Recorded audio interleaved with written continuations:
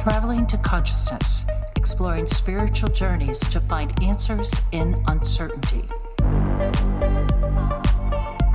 And we're back for another episode. What's up, guys? How's everyone doing? This week we got Rachel Gibler. So Rachel, what's up? How are you doing? Thanks for being here. Thank you so much. Thank you for having me.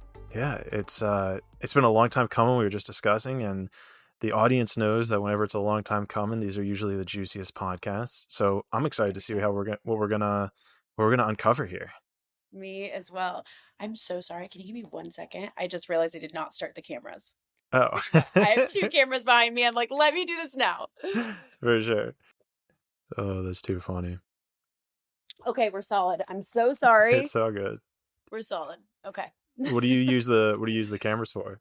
Is it just for I'm shooting everything I do. I have an entire setup behind me right now with 3 cameras and big dome lights and all the things. And my content team takes anything I do and we'll chop it up into stuff. Oh, that's awesome. Yeah, so I can show you. I've got this whole situation happening. Oh, that's sweet. Behind me. Future goals. Yeah. Goals. Thank you. Sorry about that. We are good to go now. Well, let's jump into that then. Let's talk about that because I'm trying to think of how to actually break this down. Right. I think let's look at it from the terms of like money and even the spirituality community, because I know I had my own whole, let's say, barrier or mental block around money where it felt like being spiritual and having money wasn't aligned. It was like Jesus was a carpenter. He didn't have money. So if you want to be spiritual, you can't have money. So where in your life did you find this relationship between spirituality and money? I love this question because I had that block too for a while until I realized the most spiritual thing we can do is to have money and to be abundant. Because if I want to be able to actually live in the mission that I have, I must be able to not only support myself, but to support the mission. And energy, and money is simply just energy. And so the more energy that I have that can support this mission, and I know that I'm going to do good with the energy that is given to me, like, it's so spiritual to be able to be supported in that way, or I'm actually not supporting the mission to the greatest degree that I could. It sounds like it's almost one of those one hand feeds the other. If you have the money to help people, then you can almost do more spiritual things as if you were without money. Yeah. And so then how do you see that relation of maybe more money coming into your life, whether it's through your different business ventures or like other things? Like, do you see that there are certain things you need to tweak in your life that then open up these floodgates, or is it something that kind of just happens? It's absolutely the first one. When you become a match, so for me, I can speak for me personally, the more that I am operating within the frequency that matches nature, within the frequency of supporting my mission, supporting my vision, the more that I am on point within my own self of supporting myself, the more money comes into my life. It always matches every single time. If I don't feel worthy, that things that come in immediately go out. It is a frequency that matches. And right now I am in a space where my entire life is transforming in a beautiful way because I have transformed on the inside. So every single thing, like, I'm operating from a place of overflow and I fill up my cup so much. I am so on it when it comes to my practices and that comes to the way that I serve, when it comes to the way that I'm supporting myself. And my number one value is being in integrity in the way that I show up, the way that I also show up for myself behind closed doors. And the more that is in alignment, the more the energy wants to support and flow to me and flow through me. And it always matches. And you said a interesting thing at the beginning there when you said the more that my energy matches nature. So how do you match nature? Because when the average person thinks about nature, it's trees, it's grass, it's bugs, it's animals. I think once you get to a certain point, you can see that there's almost like this rhythmic dance that's occurring behind the scenes. But on the surface level, it's nature and we're humans, right? I mean, we have a piece of nature, but we have a piece of something else as well. So what does it exactly mean to get it more in line with nature? I like that question.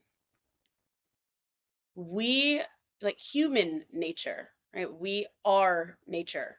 We are held by nature. I know you talk a lot about consciousness, right? It's like we are the universe becoming conscious of itself, God becoming conscious of itself, nature operating within its own frequency and consciousness. So humans, our human ego gets very wrapped up. We live in a society that's go, go, go, do, more, all the time. And it's this like cycle of needing more, wanting more, and needing to perform in a certain way. And it's a hectic energy. Nature does not operate on that frequency. Nature operates with space and slow, and it's a healing frequency. When you can take the human ego element that is like, I must do this, I should do this, I have to do this, it's overthinks, it's in the mind, and you can calm it down just enough to set it aside. You can work with it, but set it aside to be able to be in a space of spaciousness. You can get quiet and silent, and you can breathe into that space. That's where all of your answers lie. And so that frequency matches the pace of nature that is the healing frequency. So the bigger my life has gotten, the faster my manifestations are coming in. That's what you want to call it.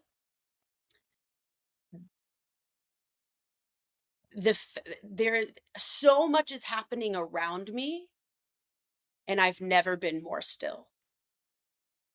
And it's increased my capacity to be able to hold what's coming into my life and therefore amplify the mission. That's why it's supported with the energy of money or things like, because it's operating in a specific frequency, and the frequency can be felt. And it sounds like there's a interesting, ironic situation that sounds like it's coming up in your life at this time, where you're talking about how the outside world, society at large, especially Western society, Western culture, is a lot more chaotic. It's a lot more of that do just force it type energy. Yet what you've realized or come to is that this stillness, or finding that silence within, matching the pace of nature, as you put it, it almost is having this inverse effect of bringing more things to you, which, this is the ironic part, makes your outside life maybe more chaotic or more turbulent, but yet you almost have to counteract that by finding that stillness within inside you. Yeah, it would be defined as chaotic to somebody that doesn't know the inner feeling. Because my life is happening at a much faster rate than it ever has before. I'm holding for much more than I ever have, just from a scalability of the way that my business is operating at this moment. But it's matching the capacity that is being expanded within myself. I wasn't a match to this before. That's why it wasn't happening to the degree that, like, I wanted these certain things, but I wasn't at a place that I had the capacity to hold it. So anybody that's listening to this, if you want certain things, you say you want to be a millionaire, you say you want a certain level of success, you say you want a certain relationship or whatever that is, if you aren't receiving it, your frequency isn't matching it, but you also might not have the capacity to hold it at this time. And everything is preparing you for those moments. So by nature, I mean, we live in a world of dichotomy. It's a law of polarity. So it completely makes sense to me that my outside is growing rapidly, just as my inside is expanding my capacity to hold it. This episode of Traveling to Consciousness is brought to you by Mushy Love. Mushy Love is a latte type blendable mushroom caffeine free elixir that honestly tastes like a liquid cinnamon roll. And I know that you're going to find that on their website, but it's honestly true. It's stacked with more than twice the amount of mushrooms as any other mushroom latte. And I know that there's one in particular that we all think about, which kind of starts with the word mud, but this one blows that one out of the water. I highly recommend, if you even try that one, to just give this one a shot. And I promise you that you will not be sorry, because I just, it's so good. It's honestly so good. And I want to get to a place where I can actually they send me these all the time for free. So please go and buy it, because if you buy more, then they'll start sending me more. And it's just honestly a win-win, because it tastes amazing, like even in water. So even if you're cutting, even if you don't want to like put milk in or coffee with it, you can just do it plain in water, and it's so freaking good. Guys, go click the sponsors link below, scroll down to Mushy Love, buy your pack today. Remember promo code Clayton, I can't even talk right now, promo code Clayton at checkout for 10% off your purchase. Mushy Love. Mushrooms shouldn't have to taste like mud. Give yourself some mushy love. That's a beautiful way to look at it. And it certainly, I see a lot of reflections in my own life as well. And I know the listeners will see it as in their lives too. But I'm also realizing we kind of got into these esoteric questions very quickly. We did.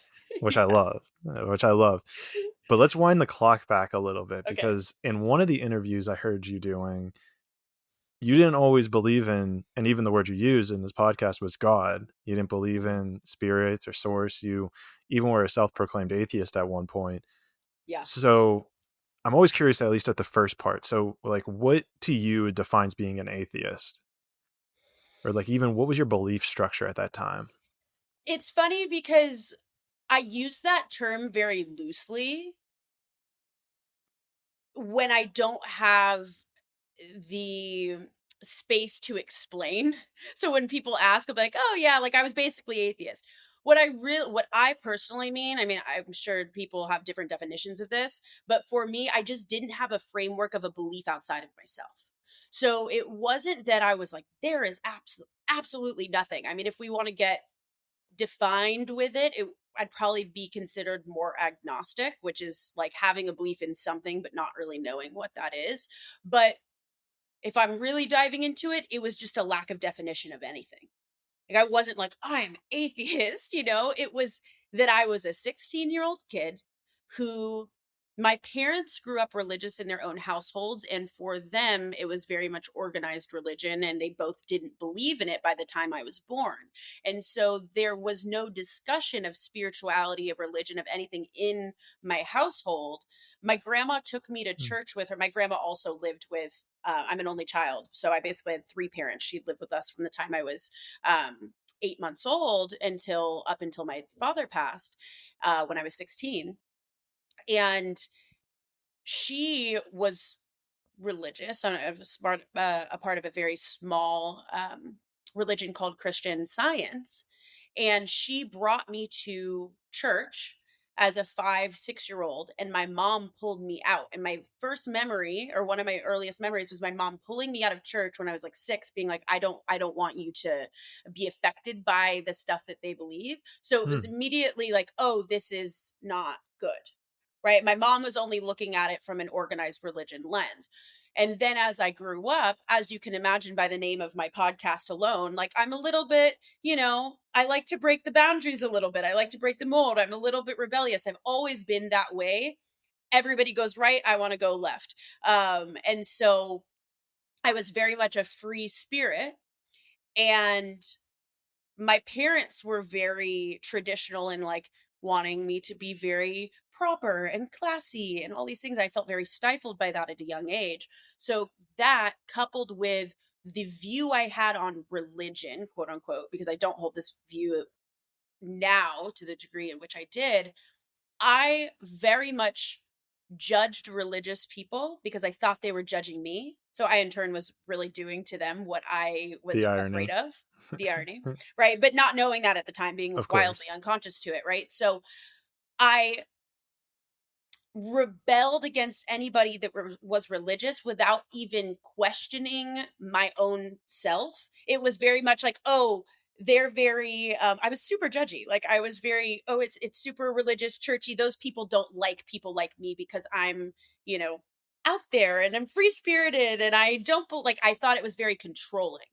So that was my only viewpoint of religion without actually asking, what is this trying to explain? Right? What is this trying to teach? It was just me judging on the surface. And that coupled with not having any of the conversations at home and really having a pretty cookie cutter white picket fence life growing up. I was very fortunate in that way that I didn't have a lot of hardship in my life other than your regular childhood, you know, kid drama, but I didn't have anything that was substantial until I was 16 years old when my father was killed in a freak accident. My grandma was sent to live with my aunt, and my mom gets remarried nearly immediately to a very abusive man. And I find myself alone from three parents in a beautiful, like, home to no parents within 6 months and zero framework of a belief outside of myself. So then at that point, I'm like, can I curse on here? Yeah, yeah, you're I'm fucking like, fuck good. the universe. Okay, cool. I'm like, fuck the universe. Fucking God's not real. Like, this is, and so then that solidified my belief that there was nothing. And so I spent 8 years, and I think that's ultimately why I ended up going down the path I did for 8 years, which was drink it away, drugs, sex, all the things. I got myself in horrible, looking back, not good situations for myself as, an 18, 19, 20-year old.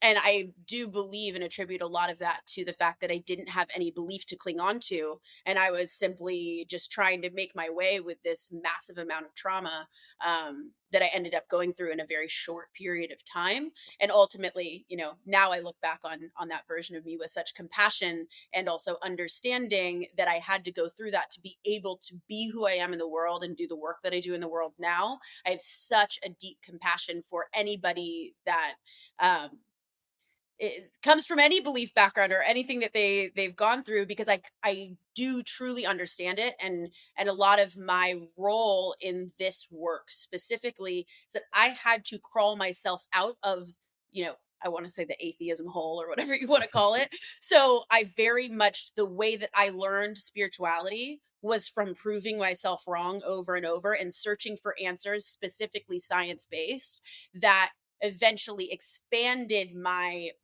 belief system enough that now, I've completely restructured my beliefs, but I've done it from that lens. And I think a lot of people need to do it from that lens for themselves. And so that is what I offer to the world now in the way that I teach, which seems to be very resonant for people.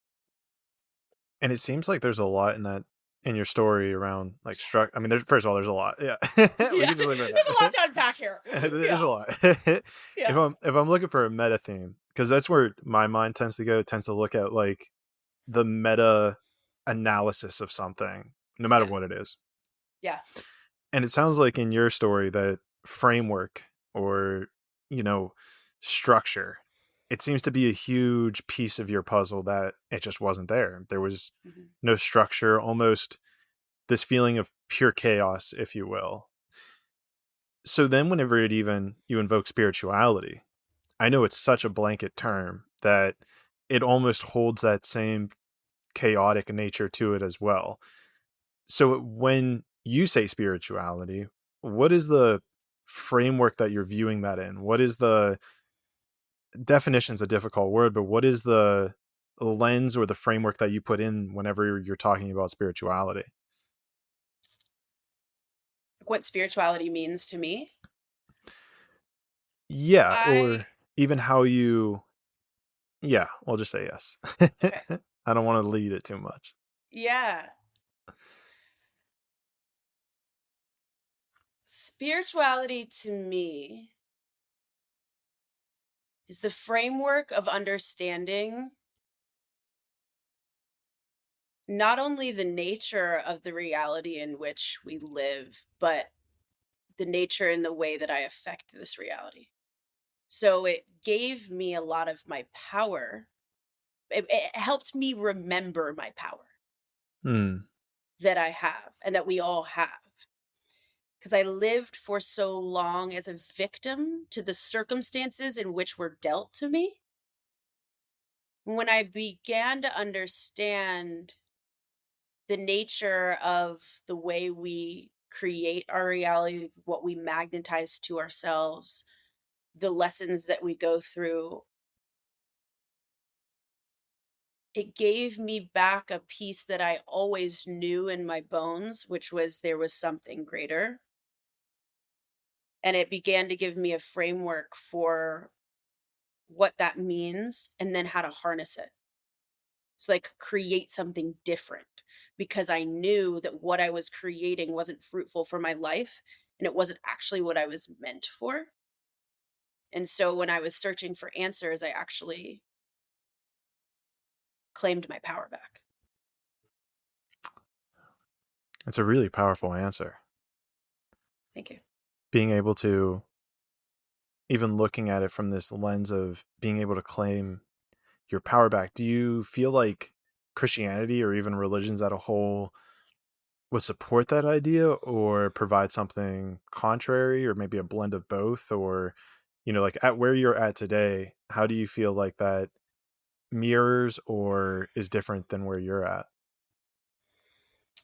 You know, it's really interesting because I don't typically get asked about organized religion in any way, which is funny, being that I run a spirituality podcast, and you're the second podcast of the day and second question of the day about this, and I kind of love it because so for me, and I don't have the perfect answer for this because I will be the first to say I came in through the spirituality door, which to me is very broad compared to organized religion. For me, spirituality is the thread or what houses the religions within them, right? So religions are different Mm. explanation of the same thing, which to me is spirituality. So that is the foundation and the base and the belief. I think what's happened in organized religion, and again, I'm not the expert to speak on this specifically, I will say, because I came through the spirituality door, but what I've perceived of is religion at its core is an explanation for what spirituality is explaining. And it's beautiful because I love that we can take so many different explanations of the same thing because that increases belief. It also increases understanding. And at the core and heart of it, it's all one thing. But what the human ego has done to misconstrue religion specifically has historically been created to divide and control. Mm. So for me, I don't know what specific religions, if I could say a blanket statement of like that, this religion would disagree with that statement of claiming back my power, right? I think there's so much nuance to that. And also a blanket religion doesn't actually, that doesn't necessarily represent and reflect the beliefs of the individuals within it. So I can't really say like Christianity wouldn't agree with this. Maybe some Christians would, maybe some Christians wouldn't. I don't know. But what I'll say is that when we boil down religion to the core of what it's meant to be, I absolutely think that I'm saying the same thing in a different way. However, if we're talking about what religion has been misconstrued in terms of the way that man has wanted to control it for man's own egoic um, purpose or intention, if you will, maybe that would disagree with what I'm saying. But I think at the heart and the core of the pure consciousness in which this is explaining, I don't I it's don't think you're truth. missing it at all. I Yeah. from where my journey is wild in its own right, but from where I've kind of gathered all of this different information from a scientific, from a spiritual scripture perspective, like a sacred text perspective, Mm, it seems to amplify exactly what you're saying, where yeah. they're all trying to explain the same thing. And I'm even at a point now where it seems like material science, as we know it, Western material science, is getting to a point of explaining very similar phenomena as well. Like I Yeah. know in Hindu text, in the Vedas, they even talk, generally speaking, about like the Big Bang. Now, Yeah. material science puts the Big Bang at about like 15 billion years, but the Vedas, it's much, much older than we can even comprehend. And so it has that discrepancy, but it seems like even now they're dating back the Big Bang even further, like the more we're finding out. And so, not to go down a specific Veda versus material science discussion here, but I do think you're onto something with that kernel of ego, the kernel of this material identification, the kernel of I need more money to help others, that kernel of, well, maybe not more money to help others, but I just need more money for power. That kernel of like, this is the reality that is of the highest level. And so I should become the dominator of it. I should become the one who is in control of it, because then I will achieve that status or that feeling that I've been looking for. This episode of Traveling to Consciousness is brought to you by Aquarius Mushrooms. And Aquarius Mushrooms creates what I can only describe as these fine art sculptures that are all one of a kind, and these plush mushroom fabric sculptures. They're what I would describe as being like little trip buddies. They're perfect for anyone who has a room that is dedicated to spiritual adventures, or anyone who is looking for a fine piece of art that is one of a kind. I think I said that, but one of a kind to enhance their psychedelic experience. I'm sober and I look at mine all the time, and it just oozes out this creative and spiritual energy that it's hard for me to stop looking at sometimes. And so if you are on even maybe just smoking some weed, like I can only see how this thing would open up a portal to a new world. So I highly recommend that you click the sponsors link below, scroll down where you see Aquarius Mushrooms, click their website, and see if any of them speak to you. Because if it does, I can only imagine how it's going to speak to you in the real world. Aquarius Mushrooms, mushrooms for the new age of enlightenment. And it seems to me that that's a huge part with manifestation as well, is at the end of the day, we're just looking for a feeling to feel. And we think we're going to get that from the outside world. Yeah.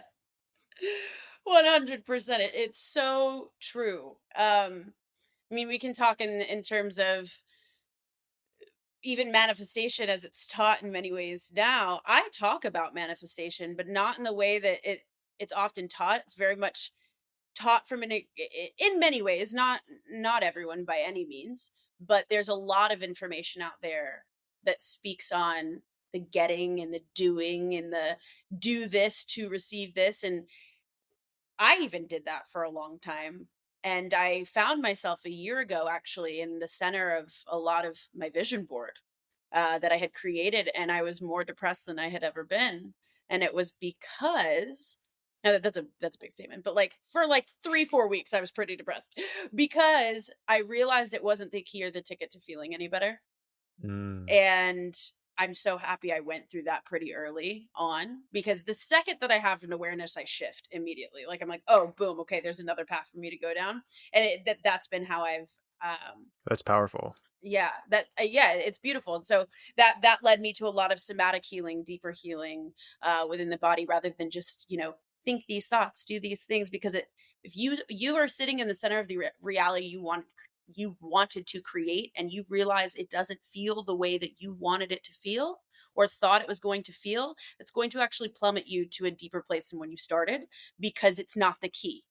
It's not the ticket. And so when we can get out of that and begin to teach from, yes, we're going out after a feeling, but not even just a feeling of I want to be happy, or what it's like, can you sit with and hold the dichotomy of the human experience and existence without the resistance, and be with all of it, because that's what it means to be human. That's what I think the next phase of that is. At least it has been for me. And is that what you were touching on earlier with like the stillness? Is that the same thing? That is held within the stillness. So you need to become still to feel that?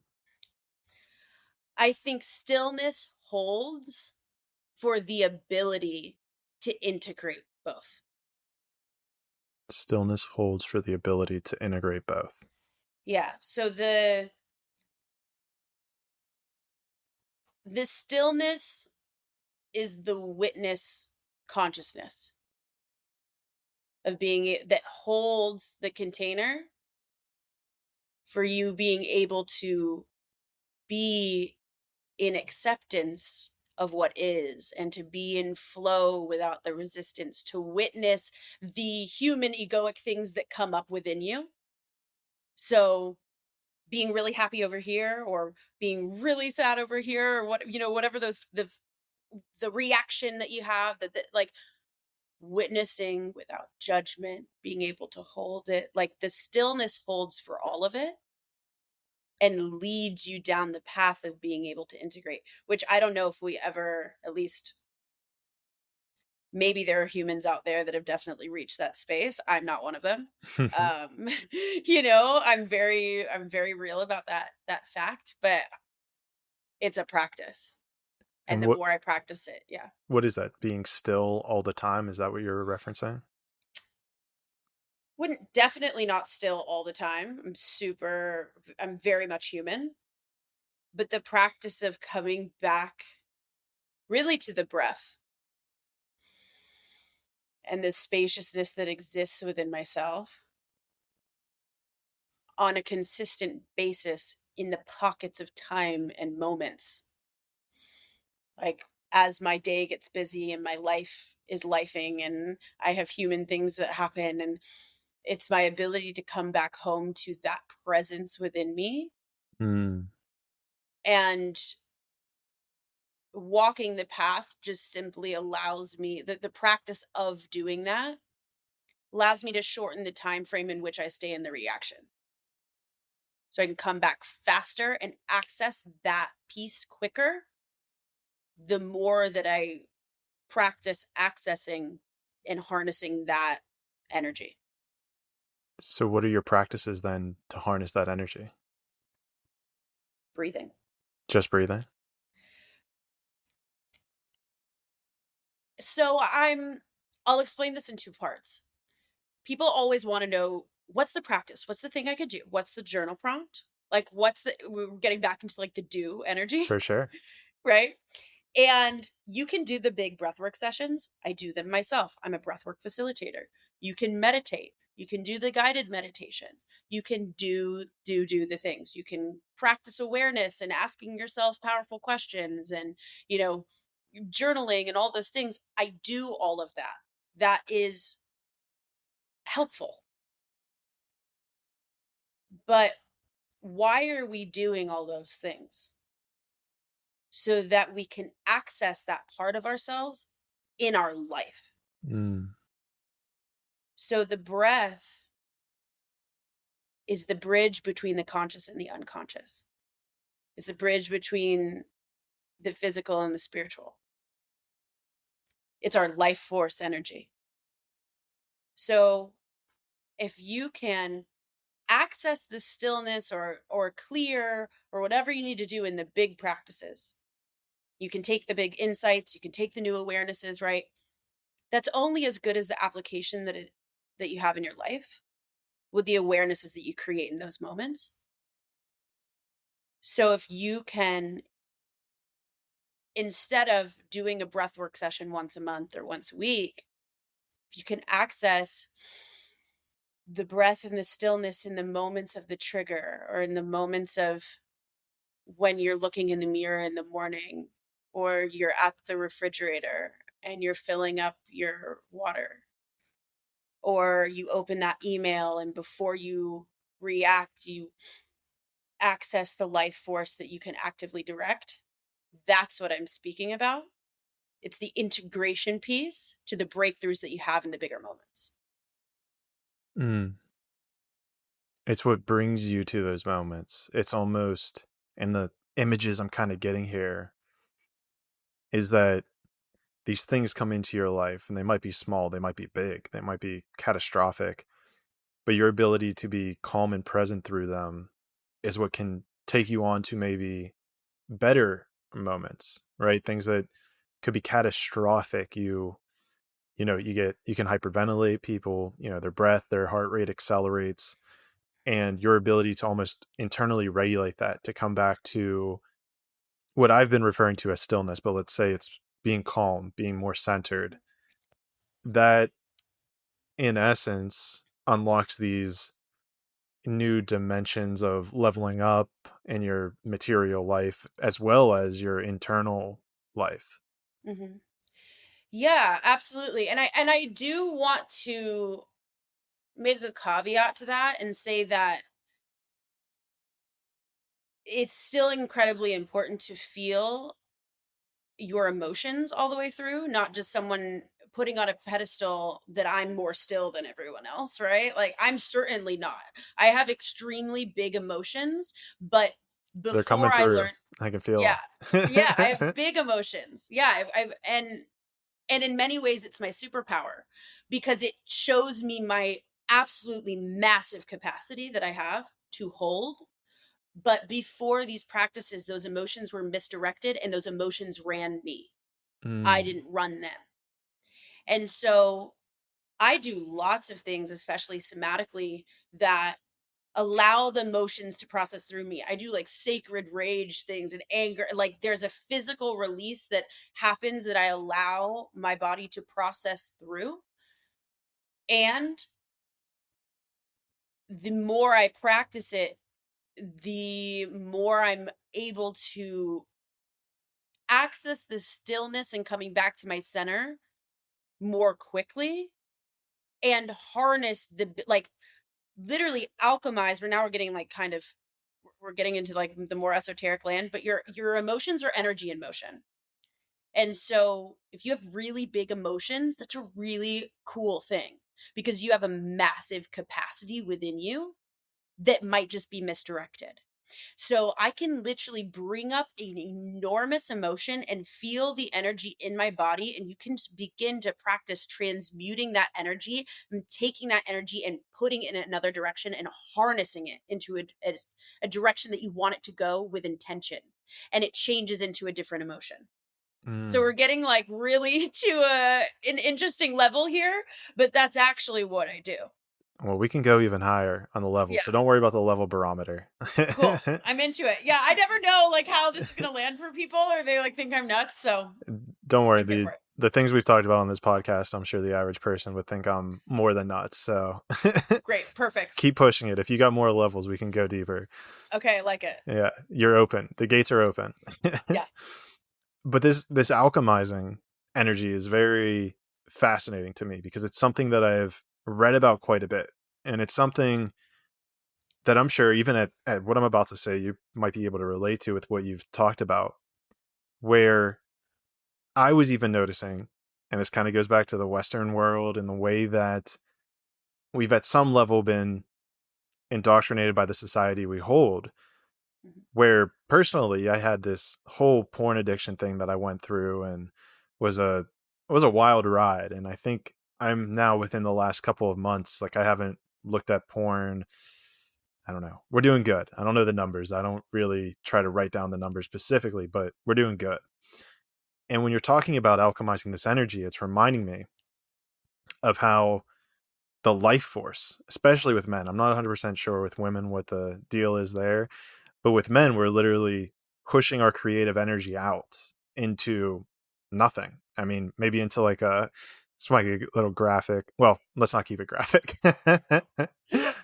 Let's be at least a little PG on this, even though we're dropping the F word every now and then. But all of this to say is that you're discharging that creative fluid, the creative energy out into the world, and you're really not getting anything back for it. If anything, it's deteriorizing you. Sometimes words are weird too on this podcast, Mhm.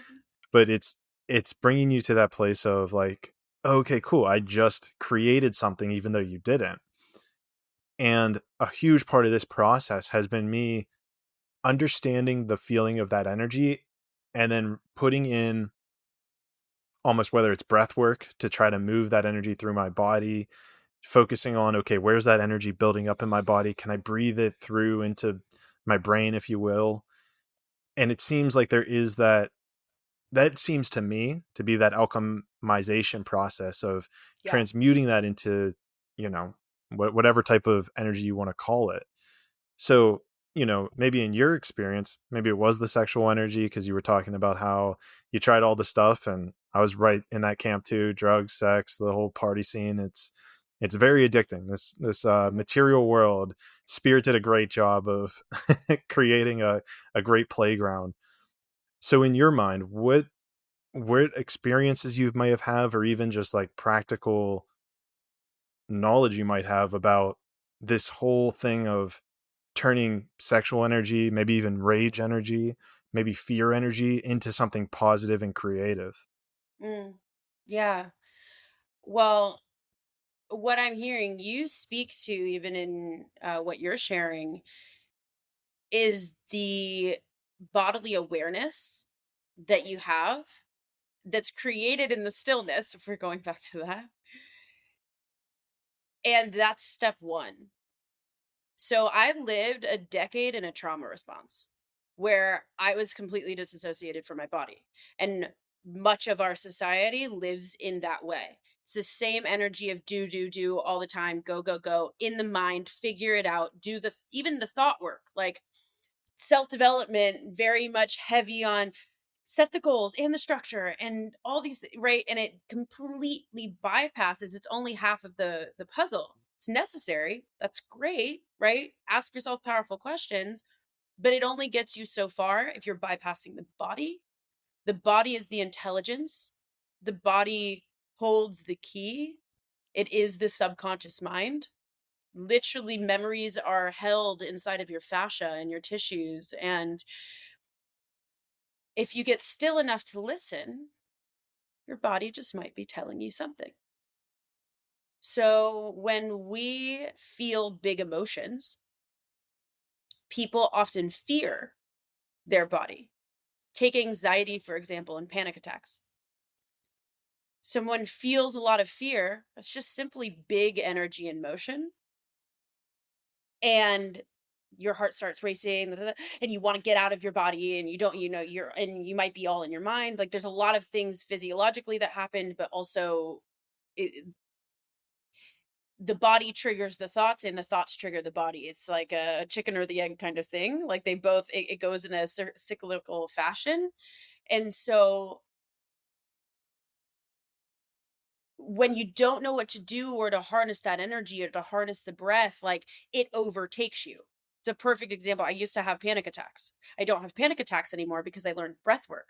What you have elicited in breath work, what happens in breath work in your body, it's the same thing that happens in your body when you have a panic attack. It's something called tetany, where if you've done breath work, a lot of times you can feel your hands get very tingly, your feet get very tingly. Like this can happen if you're going like deep into breath work. This I've had also them even like happens in, close up, like they'll like kind of yep, like a claw grip. yep, exactly. That happens to me too. Same with the mouth. Your mouth can like purse your lips. This happens to me. This is exactly what used to happen to me in a panic attack.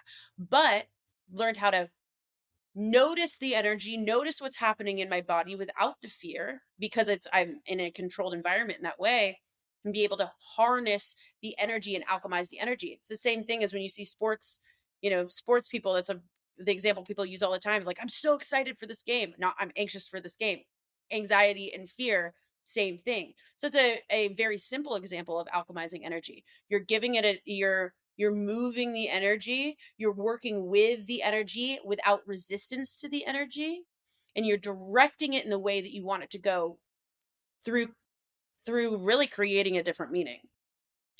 And so the stillness in the body is the first, and the awareness of the body of where is certain energy, can you move that energy? And it's just a willingness to allow yourself to be still. That, like, a lot of people don't even want to do that in our world, right? And so that's the first key. And then playing around with, can you move that? And then can you create different meaning to it? Can you try it on in a different capacity? Like for me, sometimes it might take on a life. You don't know where it's going to take you. Like I do a specific like rage exercise where I'll channel anger like into my fists and it'll just turn into absolute power and joy. Like it might just turn into something else, and you get to be a witness to that. So there's a lot of these things that we're talking about are things that you just have to dive in and practice and experience to be able to understand. You could only understand it logically through language to a point, because we're speaking an entirely different language right now through experiential, like through experience. of this, and there isn't accurate, like, even words that I've personally found to be able to describe and harness the feeling that is created when you unlock an ability to transmute energy. It's a feeling, and it's really cool. It's kind of like if someone ever asked you to explain what does ecstasy feel like or what does LSD Mhm. feel like, it's like Exactly. I don't have words for that. I'm not supposed Right. to have words for that. Right, exactly. Like, I can try to the best of my ability, but until you take it, you're not really gonna know. You only Yeah. know if you know. Uh-huh. Exactly. But so that's also a interesting thing that came up in like maybe the last two podcasts that I've hosted is I see this as a huge spot where AI could actually come in and maybe do us a lot of service, especially in the spirituality community, where it seems to me that we have this whole issue with language. It seems like, even from a point of view of, all these different sacred texts, which get translated multiple times, like even the Bible, the King James version that we all use has been translated twice. So Mm, very easily, I think we can see that a lot of the original subtextual meaning has been lost. It's been yeah. changed. It's been gone from our psyche at some level. And I think that that's a huge a huge gap that technology and AI will be able to help us with in the future is to create words and language and in a way that we're able to communicate these esoteric things like Mhm. even stillness. Like you can say sit still, but even just sitting still isn't really getting down to that pure stillness that it feels like you're discussing and that even myself I've experienced. Yeah. It's interesting to bring in the conversation of AI. I think it very well could give us different language of words, right, to explain something. But I think what AI cannot replicate is felt frequency. Hmm. AI doesn't create the heartbeat behind the words. And so you'll still run into the the need to experience it, because there's only so much in the human language that can encapsulate, like, the feeling. And so I have interesting thoughts on AI. Please give them. I, it it's interesting because a lot of people, there's a lot of discussion about AI right now. People are really for it, people are really against it, people think it's going to blow up the world, people think that, there's, you can find any argument on any end of the spectrum. And I do think it is going to absolutely change the fabric of our society and the way that we operate. I mean, that's already happening. And it's going to change a lot of jobs. It's going to, like, if we look at a surface level. Absolutely. But the things that we do, I'm extremely, extremely proud, and proud's not really the right word. I feel so fortunate to be on this side of history, to have started these conversations before AI begins to really take over the way that we operate, because it will, and it's on its way to doing that. Because what it cannot replicate is the heart of people. And what is going to happen on them, what I believe is going to happen, I've never talked about this before on a podcast, Let's get into it. I love it. is we saw it at the beginning of 2020 with COVID. COVID rapidly began to wake people up. I was felt so fortunate to have woken up before that time, because there are lighthouses that are housed in the bodies of people that are helping to hold the collective as it shifts and as people are waking up. And people are waking up at a more rapid rate than ever before. And I see it as the race of how fast can humans wake up versus how fast is AI Mm. moving. And you said a lot of things that have helped me expand my perspective on this as well. think it's a very fascinating conversation about the heart. But even this, now getting into this idea of how fast can humanity wake up to stillness, our heartbeat? How fast can we wake up to our eternal gifts? How fast can we wake up to releasing our ego? How fast can we wake up to all these things before AI hits the point of singularity, right? And you bring up an interesting point that I've never made this correlation before, which is, given the butterfly effect, given, living your best life, being authentic, all these spiritually aligned properties, it has the butterfly effect of, well, you influence the people around you, that influences the community around you, that influences the world around you. And it seems as though there's a very strong correlation of how quickly AI has the potential to reach singularity as well as the human potential. Yeah. I see it as a direct correlation. I've never thought of it that way before. I need to soak that in for a sec. Yeah. That's really cool. It's really beautiful, and it's beautiful. I acknowledge you for the work that you're doing and what you're putting out in the world, because it's creating a ripple effect. It's incredibly important. It's the most important thing that we can be doing right now, because what's happening, it's already happening, and it's going to continue to happen. There's going to be another wave, I think, of people waking up. It happened during COVID. Massive amount of people waking up. Then every single thing creates its equal and opposite reaction. Put everyone inside, isolate everybody. Not to get into like craziness about that, but like put everyone inside, isolate everyone. We also just created an environment in which people never had before to be able to go in and access the stillness for the very first time. So there cannot be light without dark. There cannot be dark without light. And it always matches its law.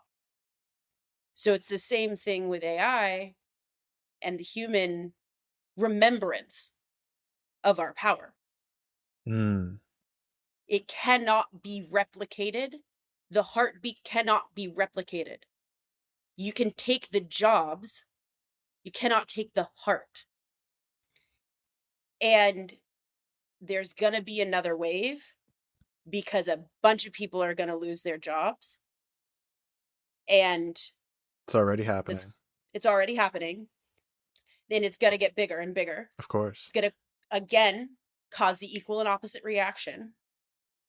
People beginning to question the nature of their own existence, what it is that they truly want, their power, their ability. They're going to go searching for answers. And then we will be there. We, as in everybody that's already doing this work, to hold, to guide, to like help usher in this new wave of people remembering their power. Right. And it's going to go like this. And so I'm ready. You're all ready. I'm very ready. I love it. I'd love it. And what's coming to mind for me, I'm not sure if you're familiar with After School on YouTube. That actually sounds really familiar. Do they do like animated videos? Yeah. Of like teaching concepts? Yeah, and it's like a whiteboard drawing type deal. Yeah. So there was a video that he made, the creator, his name's Mark, and there was a video that he created right around whenever the pandemic came out. And in that video was Pavlov's dogs, where, for those who don't know, they showed how if they like rang a bell and the dog then fed the dogs, they would come and eat. So activate their salivatory, the glands Salivating. I don't know. They would salivate. Yeah. I was trying to say like salvatory glands or something. I don't know. I think that's right. I don't know. Well, they would salivate. Okay, perfect. And so then after being trained on that bell, they wouldn't even need the food anymore and could just ring the bell. Well, in the video, he was bringing up the correlation of humans to dogs, of like, okay, if you push them inside, you're going to teach them that this is their new norm. And I think what you're hitting on is a really interesting point, which is, I think that that's right to an extent, that at some point the humans will start replicating that behavior. But I also think and hold true that if you push it far enough, you push it, the human, and this is probably what differentiates us between animals, which is, well, I guess we are animals at some level, but differentiates us to a point of evolutionary stature where we are above. Oh no, the pyramid's fallen. Oh no, I hit it. Are we good? Okay, it's gonna sit there. But it's going to where we get elevated is the fact that you can push us so far into that dark space where, like you're saying, it's going to have that whiplash effect. It's going to, humans are going to find a way out, and it could be that we need to find our way in. We need to find our way into ourselves.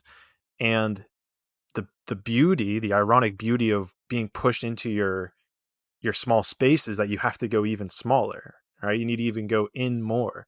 You need to, whether it's meditate more, you need to focus on your breath more in order to find that,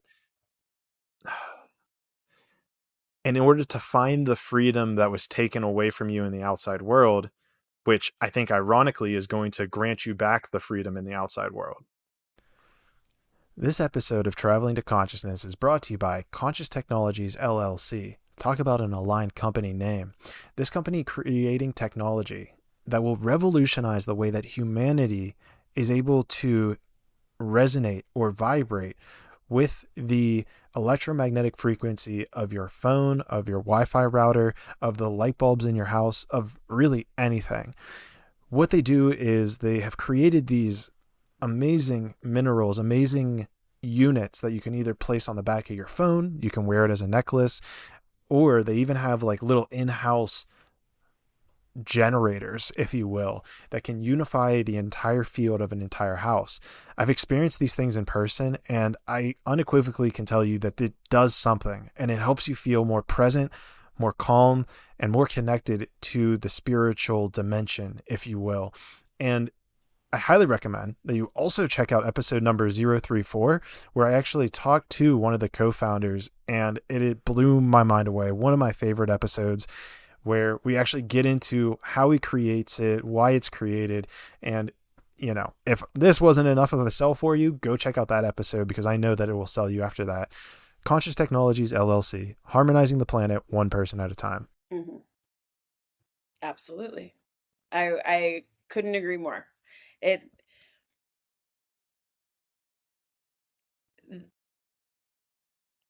The human will always find a way. At the end of the day, we all have a soul that's guiding us, that's not duplicatable, and put the humans inside. Okay, we can talk about Pavlov's dog and all that. Okay, the people are going to listen and do it, but then why is there the equal and opposite reaction of the people waking up? Because you're in the human body, but every single person has a soul. Mm-hmm. And they get quiet enough to listen, that soul gets louder. And so that's what's happening. So no matter how much you want to take away someone's freedom, the freedom exists within them every single time. The freedom exists within you if you're quiet enough to listen to it. So created an environment that maybe was intentionally created for the opposite effect. The soul will find a way every time. And it's feeling like there's a correlation here that I'm making in my mind, especially with your story and how we're talking about this. And it's within regards to the vision board. So when I started diving into manifestation and spirituality, things that I'm sure 99% of people experience, which is law of attraction, law of vibration, vision boards, manifesting. And you kind of come to this point of realizing I could have anything I want. Nothing's too crazy to be out of reach. And I'm bringing this up because it sounds like in your story you've made this pivot where you come to a point of realizing that, and realizing that all you're looking for is the feeling associated with the thing. So what do you still, I guess the question now, as an experienced spiritualist, if you will, which I know is a kind of a touchy phrase. Loose term. Yeah, loose Yeah. term. Are you still using a vision board, or how are, even if you're no longer using a vision board, how have you seen that progression of your vision board to where you are now? Oh, I still use all of these things. You still use them? Oh yeah. I still love all this stuff, but I use it from a different place. Let's talk about that. Yeah, it comes from a completely different intention. Ironically,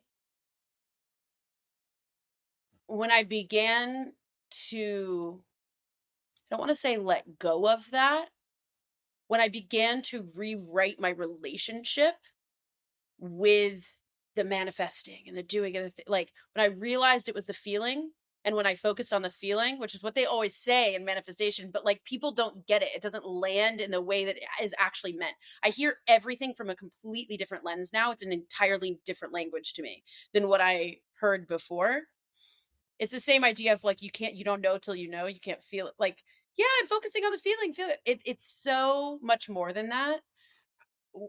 When I really focused on the feeling, the spaciousness, the depth, like all of the stuff actually started to come true in an even deeper way, which is kind of ironic, but not at all. So the vision board, what's the point of the vision board? The vision board, there's not a point to do the vision board. I actually don't technically have one right in this very moment. I have a digital one, but it's not like I sit there and I do the practice every day and I look at the vision board and I imagine being there. It's not like that. What's the point of the vision boarding? Intentional focus. So I focus on my intentional focus. You can't hit a target that you don't know that you have. So all of those things are still incredibly important. It's not like I just go around like being in the stillness, like being in like people. I also get shit done. Like I'm also a business owner. I'm also scaling a company. There's the marriage of the two. It's the dichotomy. It's the polarity. It's the masculine and feminine. It's all of it. And I have intention and I have focus and I have clarity and I have the awareness to realize when I'm off of the when my focus isn't intentional, and I can bring it back, and it's a dance. And yes, vision boards are great, but I understand the intention of them. Yes, affirmations are great. I literally still say affirmations to myself in the mirror, expand myself. I do the practices.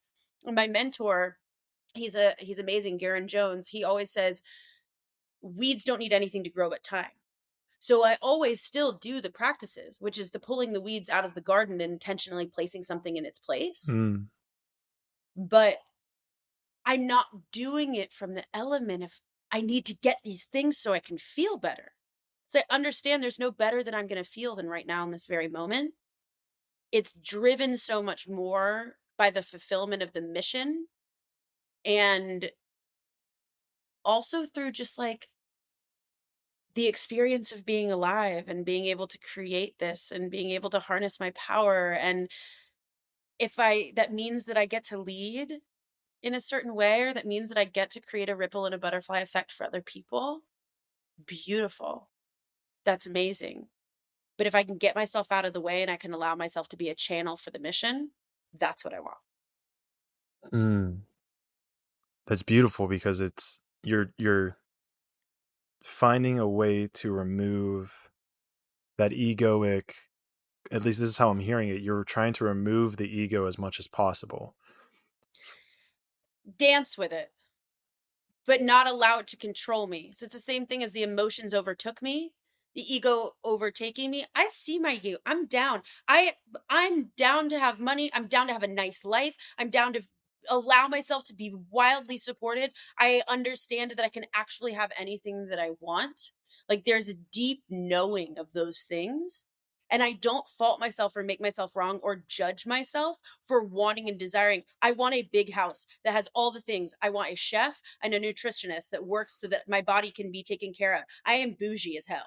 I am down for it. Because why else? Like, I'm in this 3D reality that's a video game. Why not play it full out? Why not do it? Why not have all the luxuries of all the things that support me in being able to do what I'm really meant to do here? And like, just for the fun of it, like, why not have those things, but not for the purpose of feeling better or more belonging once you have them? So there's a feeling in me, and maybe you can speak to this feeling because it might be what a majority of people feel when they come into this, or maybe I'm just projecting, which kind of goes back to our earlier conversation of like spiritualist versus materialist. And in your mind, it's not a versus, it's a I can have both situation. Yeah. So why is this a I can have both situation and not a either or not like a you can have your cake, you can't have your cake and eat it too situation? It's a perspective. Why, if I can choose, if I'm a clear channel and a clear vessel to think of yourself as a blank canvas completely, and your perception is what creates your reality, why would I want to believe I can't have my cake and eat it too? Well, I suppose the question is coming from this idea of having the ego, but then also not having the ego. You said dancing with the ego. Mm-hmm. Would it not open you up to, let's say, my thought process is at least that it would open you up to deeper spiritual joy, bliss, enjoyment if you were able to say, okay, I no longer care for the ego, right? Like imagine if, here's the way I'm imagining it, right? Which is take those highs that you feel on ecstasy, and who knows how high you could amplify those if you were to let the ego go completely, let go of any material gratification. Like, is that a possibility in your mind? I think the idea of letting go of the ego doesn't serve us, because for me, the ego is not the enemy. Sure. The ego's kept us safe. The ego is there for a reason. It's that is also the law of polarity of existing. It's the messiness of being human. It's the reason that we're in these bodies. When before we came into this world and after we leave, the consciousness that is us, we were given an ego for a reason. If we want to be pure source consciousness, well, we will when we get there. But the ego allows us to operate within this 3D reality. And so I don't think eliminating the ego and entirely letting go of the ego necessarily serves us in being in this 3D reality right now. If I complete, like, going back to the mission, right? Going back to I want to affect as many people as I possibly can with my podcast, with the mission, with the things that it is that I do here in the world. I need my ego to be able to operate at that capacity to serve that mission. I just like let go of all the things, and could that be my dharma and my purpose? And can I just be like, let me just go meditate and be in bliss and just be? Sure. That can absolutely be a choice that someone makes. It's not the choice that I desire to make in my life actively. I want to be like, we're here, like I'm here. Why not experience the joys that all of this reality has to offer? Why not show what's possible? Why not be able to be so divinely supported in the ways that aren't in my zone of genius, so that I can remain in my genius in the way that I'm meant to serve in the planet, and be able to actually create even bigger of an effect than I would if I just like allowed that all to go and to be. And if we go even deeper with it, sometimes I think even I have no ego and I'm so still and all these, like, is the ego coming out in a different form? Yeah, the way you said that was definitely egoic. Like that place, right? And I don't know. That's where That's where I stand with, could that be subject to change as I continue on the journey? Sure, maybe. But that's what I've found for me, that I want to work with it. I don't want to get rid of it. My ego served me so beautifully well, as is everyone's. It's there for a purpose and a reason. So I see it as a dance. And so I guess I'm seeing where this line of questioning is coming from, because Yeah. you had mentioned that if I'm able to, you said along the lines of, if I'm able to get out of my way enough to be a clear channel for spirit, for source, to come in to work through your life in order to create the most beautiful life possible, would that, like, when you say get out of the way, I guess my mind goes to ego. Is there something Mhm. else that would be in that way that is not ego, or is ego, like, how is ego associated with that getting out of my own way? It's the overtaking piece.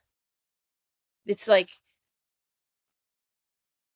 within all of us, or for me, right? But really, all, like, we all exist different parts of ourselves.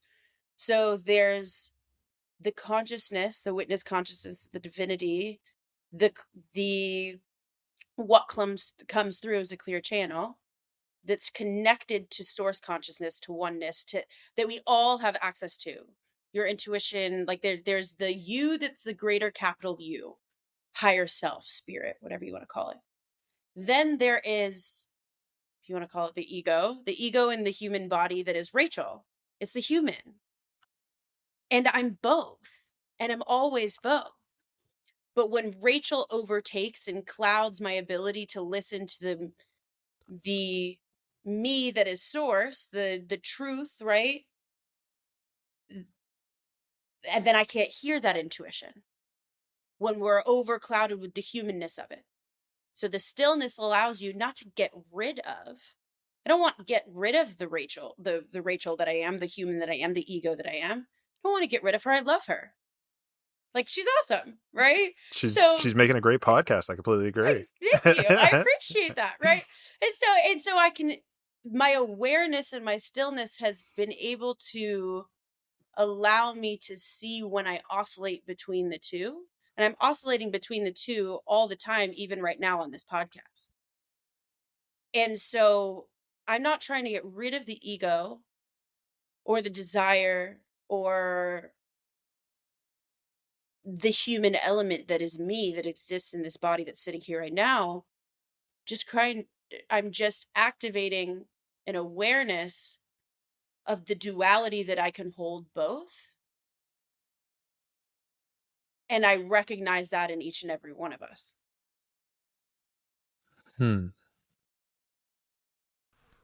This episode of Traveling to Consciousness is brought to you by Revive CBD. Now, I know what you're thinking. Another CBD product? And typically, I would completely agree with you. I've gone through all my trials and tribulations with CBD products, but this CBD cream is unlike anything else. Honestly, I don't know what it is, but there's something in the technology of it that it helps absorb into your skin and actually get to the place that aches and soothes your muscles almost instantaneously. It's close to instant. It's probably about a 5 to 10 minute activation that I've noticed, but sometimes it goes a little bit quicker. And so I know it can be difficult for find the right one. And this was my personal favorite that I found after long enough. I don't want to go back to that dark time, but I found it. It works amazing. And the creator of it is an incredible guy. So I highly recommend you click the sponsors link below, click on the Revive CBD tab, and get yours today.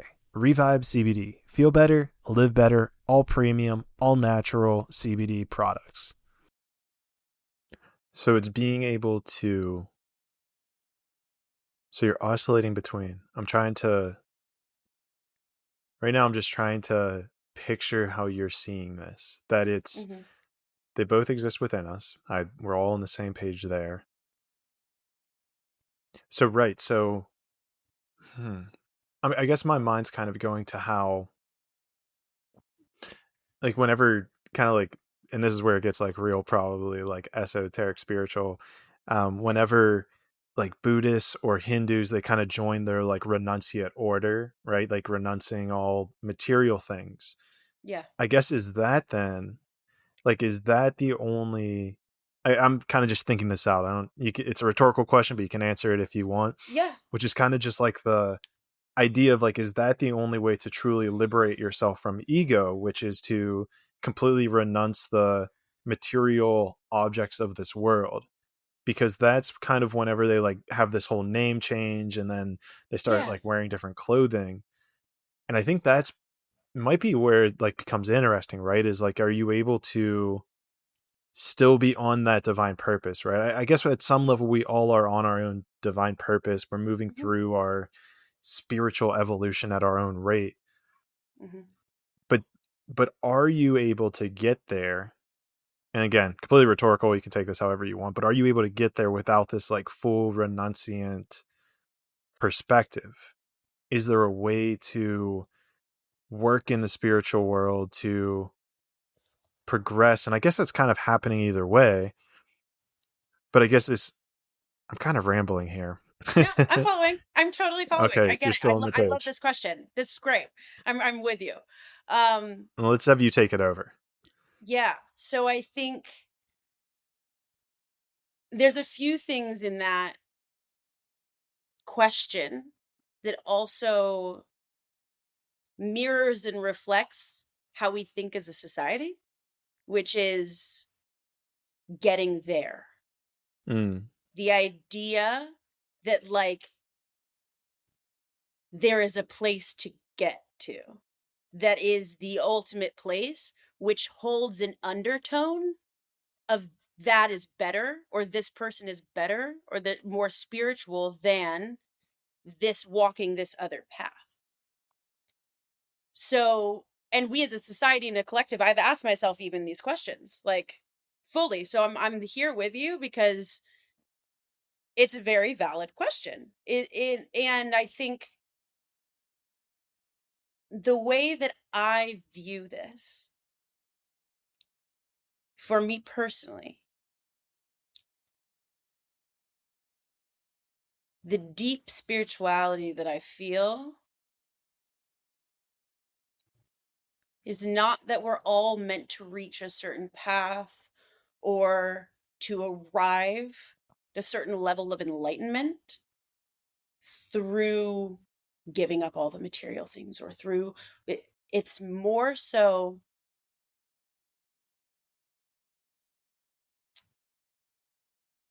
if you can imagine like the fabric of the collective of we're raising the vibration of the planet or the consciousness of the planet or whatever it is that you want to see. We all hold different roles in the fabric of that elevation. My role is not to be a monk or to be somebody that walks that path. The ego asks, is that path better? The soul, for me, feels the truth of the divinity in my own path based on the role at which I play in the fabric of the greater scale and grand scheme of raising this entire collective consciousness of the planet. mm, We can't all have that role. We're all playing the divine role, and no one role is better than the other. My role, we need the people that go deep into, like the monks that create these things, that create these very esoteric concepts that teach in a very that teach the depth, that we need that piece. It's a very important piece in the collective whole. And it would not serve us as a collective to all walk that path in that role. it'd be pretty boring. It would be boring, and it wouldn't actually aid us in the greater purpose of all of this. It's not just about me waking up and walking the path that is best for the ego of me, that I think it's I see myself walking in the pocket of a mission, and not necessarily my mission, but the greater planetary mission that many of us, that the lighthouses that I talked about earlier, many of us have the same mission that we're amplifying in our own individual way, each path lit with divinity. Mm. So my role, I would not be walking in my divinity to go meditate on a mountain for the purpose of myself reaching enlightenment for me, because I understand that's not my role here. My role, and what I'm extremely, that where I shine, is my ability to go very deep and play in the very esoteric and bring it down. And the way I speak, not necessarily even on this podcast. This podcast, I'm speaking very esoteric because I feel like very comfortable in the listeners wanting to go here and you taking it here. But I also speak in a very, my podcast is called It's Fucking Spiritual. And I take a lot of the esoteric. I always say I take the weird out of the woo. And I speak in which it lands for a lot more people who are waking up and are ready to listen. If I speak over everything in like, you know, telling people to go read the Bhagavad Gita, it's like people aren't going to do that. But I can be like, hey, bitches, listen. Okay. So like, and I can meet at that frequency when certain people are ready to hear in that way. I'm actually serving at a much greater capacity, because my role is to meet people where they are as they're waking up. And I know I'm meant to speak to masses, and I am already, and I will continue to as it grows. That's my role. So if my ego were to go, but I need to be the best and the most, in the least material and the allowing of the, like, that would be my ego. No, I actually need to be really supported in my role that I'm meant to play in the fabric of the greater grand scheme of things. So that's the way that I view it. And that's why I believe it's all paved with divinity. It makes complete sense. I mean, you can't have, like, there's only, my mind goes to James Bond because I grew up watching all of his movies with my dad. And so not everybody in the movie can be James Bond. You have to have a villain. Right. You have to have the money penny. You need to have the sexual person. You need to have the motherly figure. You need to have the matriarch. And what you're putting out there with this role concept is exactly the same thing.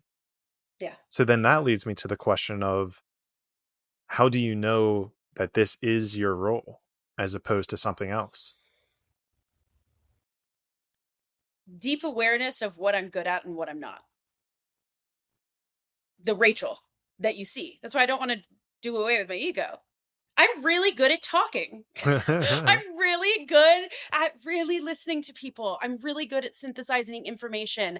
And I'm good at being like relatable and listening and getting people and being able to like really dance with a room and be able to read the energy. And I'm a conversationalist.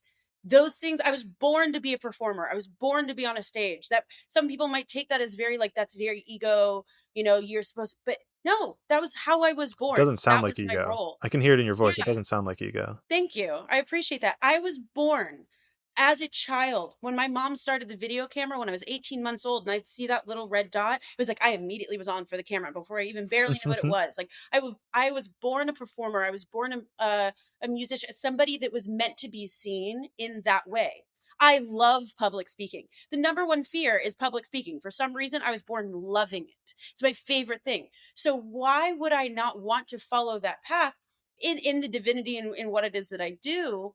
That is meant to be my role. I talk about this with so I have my team is scaling out quite a bit right now, and I have a beautiful co-coach, co-facilitator. She was my one-on-one client over a year and a half ago, turned into me hiring her. She is deeply spiritual, a very transformational coach, so well studied, and just a divine presence. I'm like gonna cry thinking about it. I love her so much. And we facilitated, so it was my retreat, but we facilitated together. I invited her to come co-facilitate with me a couple weeks ago. And the divinity that was created in that room,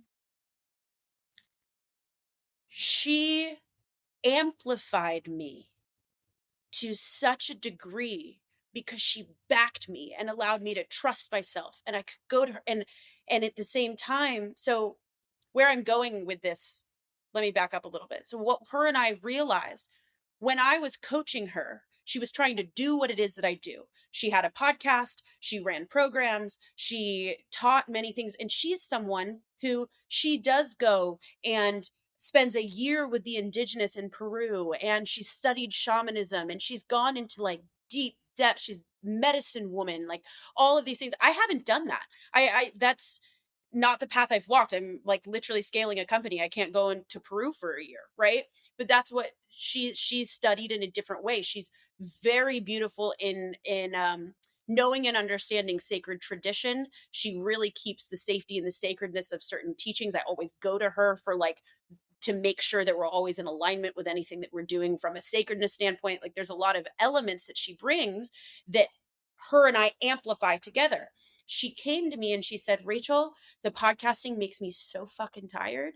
I don't like scaling a company. I don't want to be the face. And it's fucking beautiful. It's so awesome, because what we've done as a society is that we've glorified being the CEO, being the boss babe, being the entrepreneur, like doing these things that like everyone's trying to be the face of a company, and they're burnt out, they're tired, but at their core they want to amplify a mission, and they're true. Like she is like one of the most purest humans that I know, and she's just like soul, and our missions are the same. And I said to her, I was like, we need to start glorifying the entrepreneurs, the people, not just the people that are meant to be the face of it, the people that are, I'm going on a tangent right now, but I'm so passionate about this. Go for The it. people that are the face of these companies get to step aside and realize it's not about them. It's not about their likes. It's not about their followers. It's not about their damn number of downloads. It's about the mission that it is that they're serving. You want damn good people on your team that don't want to be the face and don't freaking take it all to your ego and to your head that you are the damn face of it. Like it, this stuff makes me so like lit up, because we need to start amplifying missions and have pockets of people amplifying those missions, and there's going to be roles within that. People, we need to stop glorifying people that are the face of it or that have big followings. We need to start really glorifying the people that are purely soul led by a mission. And so my number one piece of integrity in building my company is that people have to be genuine and in integrity with the mission and driven by the mission and in their divine purpose. And so with her, she's got gifts on gifts on gifts and knowledge, and being the face of it makes her tired. And so for me, this lights me up. I want to be on podcasts all day. I want to be on a stage. I want to do these things. It's actually what I was meant to do here, but not from a place of, look at me, I'm meant to be followed. It's like, no, I'm really amplifying a mission. And it just so happens that I happen to be in a position where I was born to be the face, and glorifying and amplifying all of the other voices that are technically supporting me, but they're supporting the mission. It's they're not just supporting, it's not me, it's that they're supporting the mission. And so with her in this role, my company is about to 100x, because what she gives to me is this even deeper level of knowing and trust. Somebody that I know I can trust so fully. Her gifts are phenomenal. She's amazing in the space, and I protect her at all. Like I protect her so fully. I protect her gifts. I protect who she is, and she doesn't need to be the face of it. And I take care of her, and I funnel her clients, and I funnel her things, and I funnel her all this stuff that she doesn't have to go out and be the face, and she gets to amplify her own voice and her own mission within the pocket of It's Fucking Spiritual. And so I don't know how I even got on that, but like going back to the roles, every single person, if you get quiet enough to listen to the awareness that you have, what are you actually good at? What is your role within the mission that you're meant to serve? And don't be so in your ego that you either have to be the face, or if you are the face, thinking that it's all about you, because it never was. So That I'm off my soapbox. Yeah. Really embodying that actress in you. I got a lot of parts. I got a lot of you facets, went but you like went somewhere that with that. lights me up. It lights me up. You asked like, how do I know about, yeah, like it's the awareness that I'm supposed to be the face, and but also the awareness that that doesn't really matter, and amplifying everyone else because they're so important. Like I couldn't do this without the team that I have behind me in the integrity in which they walk. 100%. And Yeah. I know that there are so many people who amplify that exact same sentiment, which is without the people around you, you couldn't pull off half the stuff you do.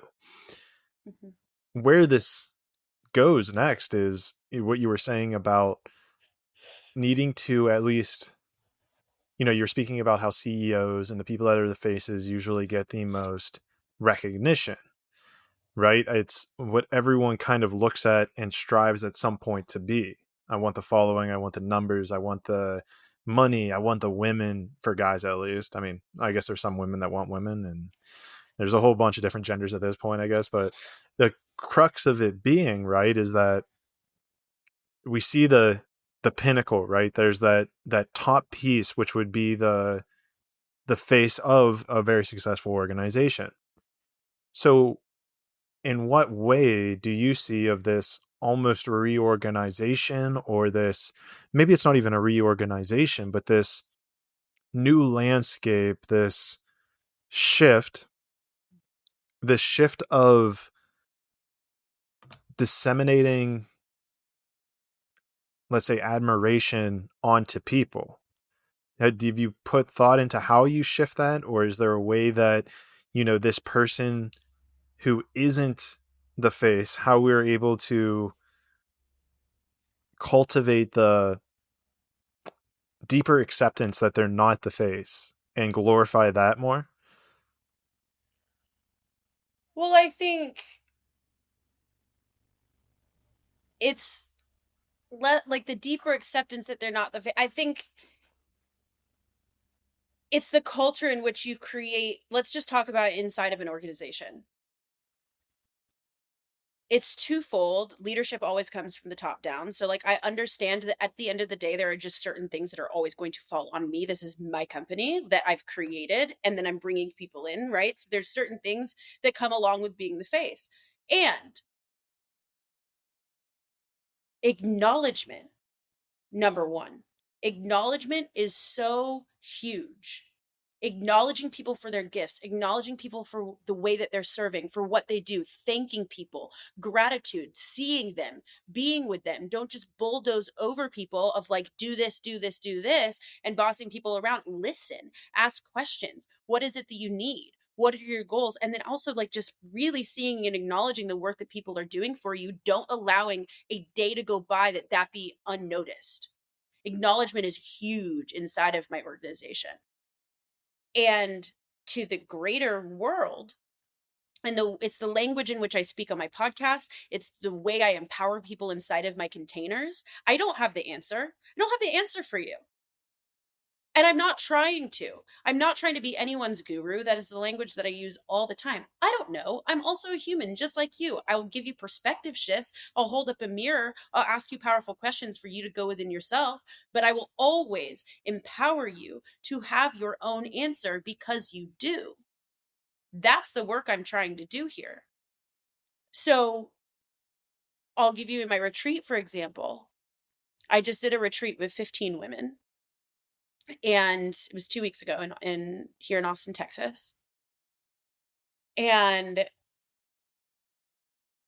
we made it a point. My number one value in those spaces is safety. And the safety I know is created from me. Everyone's looking at me for creating the safety of the container. It's extremely important, or people are not going to be able to do the deep work that they came there to do. So safety is number one. But besides the safety, it's also empowering people once they know they're in it safely held in a container. I don't try to fix them. Don't try to take my ego doesn't try to take on that I need to have the answer for someone. I always lead somebody back home to the power that they have within themselves, and I trust themselves to hold it. I trust them. So you've got you. And that was the thing that was in the fabric of my entire retreat. You're having something come up for you. You have something that's scary. You have something, you've got yourself. And empowering people to know that they can do that and holding them in a safe container in which they can try that on for maybe the very first time. So it's acknowledgement and it's an empowering of individuals in their divinity. And my intuition, based on everything you're saying here within your organization, first of all, it sounds super dope. Like I might want to join myself. We're pretty fun. Well, that's what it sounds like. And even from this perspective of acknowledgement, empowering, I have to imagine that you see a loyalty, I mean, even you must see the empowerment that occurs within your work or like the people who work for you.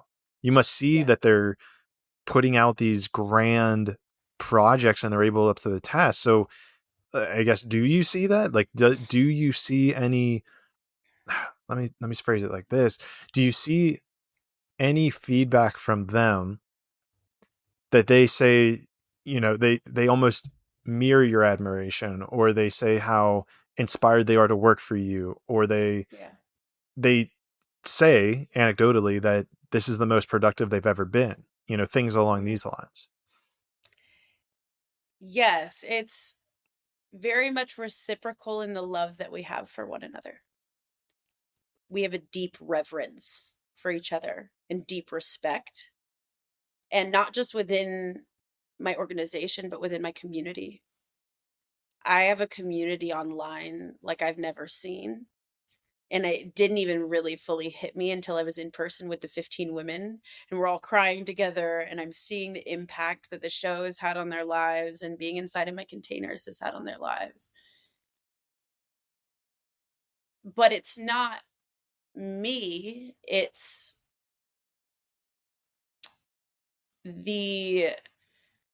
I'm simply a mirror for what they have within themselves, and we just bring it out of each other. So they have, it's reciprocal. It's deep love, deep admiration, deep reverence, deep respect. And I give that and I receive that in return from them. And I also have a very high standard for myself and for every other person around me. And that's very much communicated. And yeah, so it's very fortunate to have the community and the team that I have. I just love them so much. Yeah. It's beautiful. Is cursing allowed in the office? Oh, it's always allowed. Yeah. You're allowed to do come as you are. That's what I always say. All of you is welcome here. It's beautiful. And no, I bring it up too because I think you've talked about this on past podcasts, or maybe I saw it somewhere, but even the idea of cursing, I know from a religious perspective where it's just that, right? People see it as a curse. They see it as negative. They see it as bad. They see it as you're not all that you can be. So I'm very curious, especially given the fact that you put the name in your own podcast. Yeah. Have you done deep diving into the history of cursing? Like where does this come from? Why are there certain words that humans are not allowed to say? And if you say them, we deem you as being a little bit less or less intelligent or less caring than others. It's interesting. I mean, I think that's all a projection. Like, right? It's just all a perspective. And I will say there is something to be said about words do carry a frequency. And I've even grappled with this myself because as I've continued on my journey, I'd say the way I speak has transformed quite a bit. And like the human side of me, the messy side of me, the Rachel that's sitting right here will probably always love a well-placed fuck. Like it's just like there's certain things that I'm just kind of down for. But within the name of the podcast, that was deeply intentional because going back to the role that I play.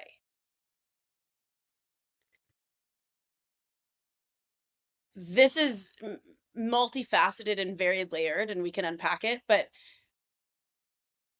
it's fucking spiritual in those 3 words. Without me having to say anything else, you know my vibe, you know what I'm about, you probably know what I'm going to talk about, and you know it's going to be different, and you either love it or you don't. It holds the law of polarity. That was extremely intentional. And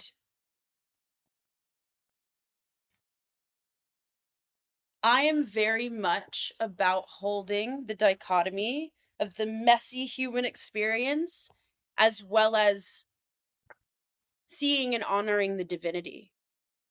So the polarity of putting those 2 words together, I believe, is incredibly powerful because it encompasses the all that is this human existence. And what it tells someone, just in the title, you're safe here, all of you is welcome here, if this is what you vibe with, okay? The people I'm reaching, so going back to my role, there is a lot of society that has been told you have to have rules, you have to have, you're bad if you curse, you're wrong if you this, there's shame that is you know, the undertone of a lot of that. There's a lot of people that are unlearning a lot of the I'm bad, I'm wrong, I have to be a good girl, I'm, all of the shame that's layered on top of society. Those 3 words already begin to unpack that, because it shows you can be different, you can curse, and you can still be spiritual, right? You can be both. You get to accept all of who you are, and it's welcome here in this space. So people who are maybe waking up to wanting to change their reality, maybe wanting to realizing maybe there's more out there for me, what are they doing? They're going to begin to question. And then they're going to go look for answers. If the answers that they see all only hold one way, which a lot of is the love and light, it's a lot of and there's nothing wrong with those. Going back to being a monk, everyone has their own role. And there is a pocket that was not filled at all. And it was this pocket of being able to hold both. And what it does is it bridges people from asleep to awake. So people that maybe were to seek answers and only see love and light, and then they see that well, I still have all this stuff, or oh, but I, maybe they have religious trauma, or maybe they have whatever their story is, right? Well, I'm not like these people, so I'm going to shut it all out, which is exactly what I did before. So the language in which I'm speaking lands for an entire population that otherwise felt alienated. So I'm not doing it to be the most spiritual person or to be the person that's all the love and light. I'm doing it because I understand my role. And if I can help bridge that gap, for I'm not trying to reach the entire population, I'm trying to reach a big population that was otherwise alienated. And I have, which is really cool. But so that's the purpose of it.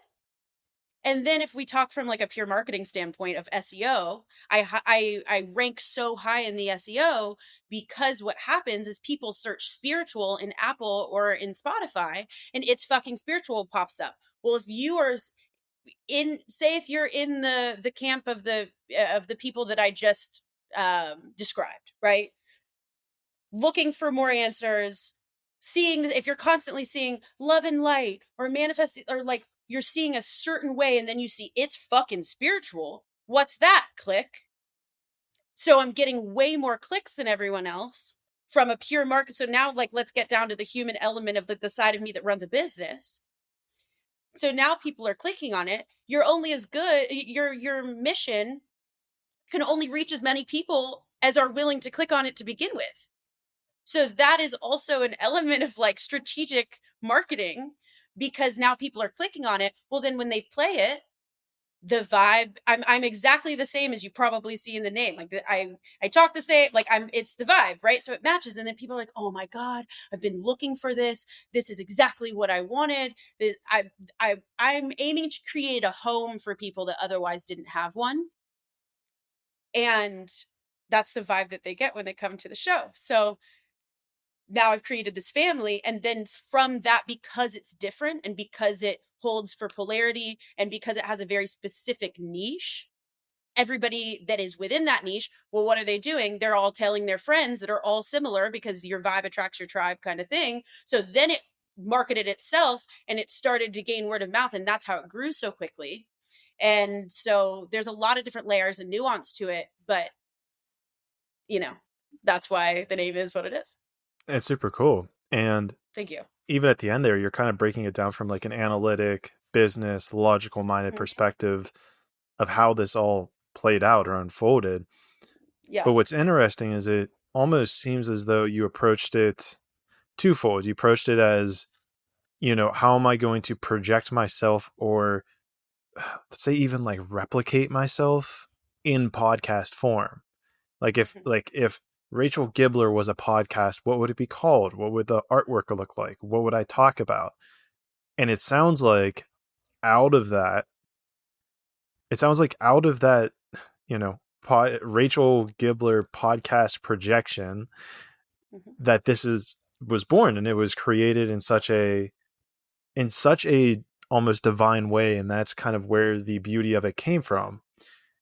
Now, when you were creating it, did you have this analytical mind about you, or was this almost a thing that you discovered afterwards of like, wait, why is this doing so well? And then seeing all the numbers?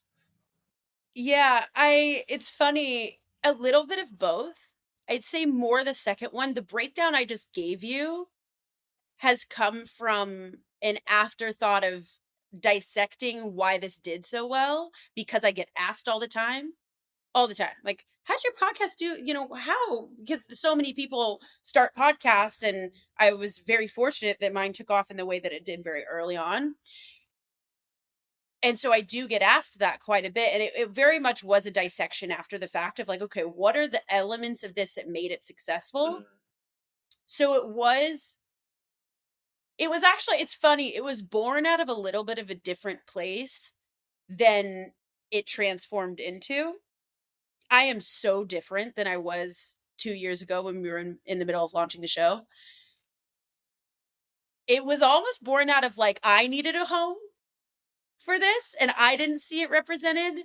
And there was a little bit of rebellion in me still that isn't really what I feel inside of me anymore. But the mission was always the same. All that thread has always been there. It was very much divine. And I kind of launched it from this place of like, is this going to work? Is this kind of crazy? Like, are people going to judge me for this? Like, I don't really know, but something is just telling me that I have to name it this. Like, I just know this is right. And I had a call, since I hired a producer from the very first episode. Like, she was the one that helped me launch it. And I remember my first call with her was almost 2 years ago, like to today. Wow.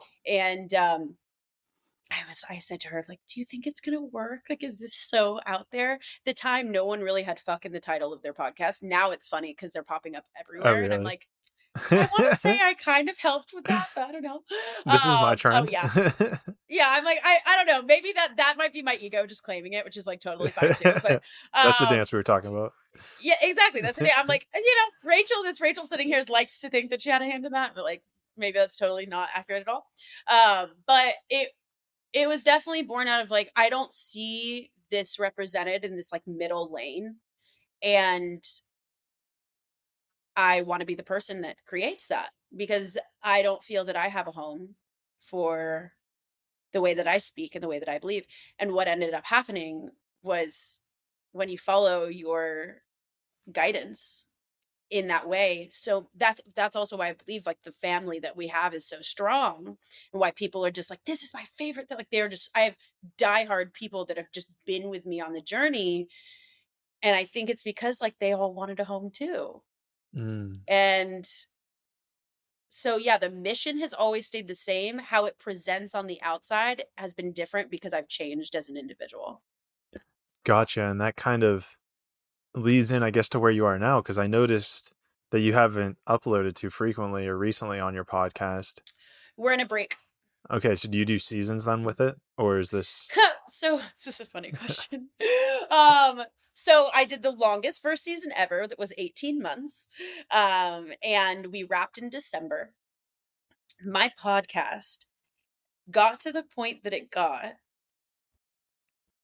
with really not interviewing people hardly at all. I had some friends in the coaching space that I'd randomly have on, but it primarily was a solo podcast. The first 9 months, it was one episode a week. Second 9 months, it was two. Mm, And I did a series called Spirituality Explained, where I would break down a spiritual concept in 15 minutes or less. that's cool. And super fun. People loved those episodes. So I do the chakras, I would do, like all different kinds of things. I did every single universal law, like all of that stuff. And I just make it it's real, raw, and relatable spirituality. That's what it's about. Got all the R's. All the R's. We like alliteration here. And yeah, I was like recording it. I had a little microphone, and then I got it. I don't love tech, which is funny because now I have the setup that I do. And I just decided to do away with the microphone, and I would lay in my bed, and none of this was filmed. It was not on video. I would record into voice notes on my phone and text it to my producer. This was Wow. and I would just riff. Right. And so had this realization last summer, about a year into the podcast, it was doing super well. And I'm like, I think it's time to like really take this seriously, because if this is doing this well, not on video, without amplification of other people's voices, not doing interviews, what could it turn into if I really decided, okay, let's amplify this? So I moved to Austin, and I moved to Austin in December, and decided to take a break unintentionally. It was originally supposed to be 1 month. That ended up turning into 4, now almost 5, unfortunately, or fortunately, however you look at it, right? It's all in perfect timing. But I started to make a lot of connections here in Austin. We've already filmed the entire first season. So I'm sorry, not first season. I would say second season, but I'm not doing seasons anymore. I just say the first 3 months we've filmed. Okay. And I had interviews. And so now we're going to switch to one interview a week, roughly, and one solo episode a week. So still 2 episodes, but all filmed. I've expanded my team. So there was a lot of things that needed to happen on the back end. I hosted my first retreat.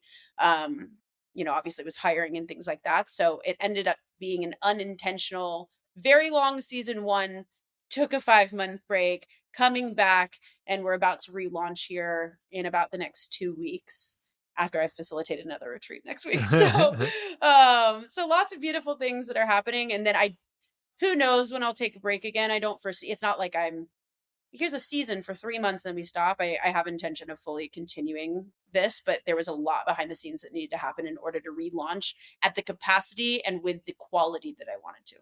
Which is always important. And it's funny too, because I think you're probably, of the last 10 guests, probably like the last 7 have been in Austin. And it's got me sitting here like, maybe I should go. Maybe I should make the move. Maybe that's the place everyone's getting. Yeah, it's this place is a vortex, I will definitely say. There are people that I've known of for a long time that are now my friends, and it happened very quickly. I moved here.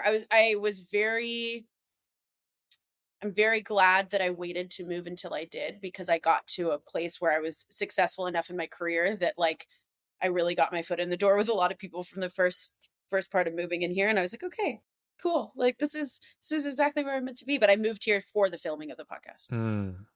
So, I mean, so whenever you're saying that the podcast is doing really well, like give me like how did this trajectory play out? Like what do the numbers look like? So, I mean, we're doing about 50K a month. Wow. Right now. So like pretty good, I'd say. Without launching, like, right. So we're still not even like were you going on other podcasts at the time too? Mm-mm. No, just all by yeah. following that intuition. Yeah, Yeah, and I mean, I launched my coaching business only about a year and a half ago, and so it did really well from a monetary perspective as well. I mean, all of it's relative, right? Sure. But enough that a lot of people have been pitching and wanting to collaborate and things like that. So it was just an energy that I saw that it's like, okay, yeah, we'll do this, you Super know? cool. I mean, you're killing it. I think it's Thank you. super dope to see that amount of success as a possibility, especially in this space. Because it seems like this space in spirituality, people, it can be difficult, right? It can be difficult to Mhm, find your footing or your gravity. That doesn't make sense.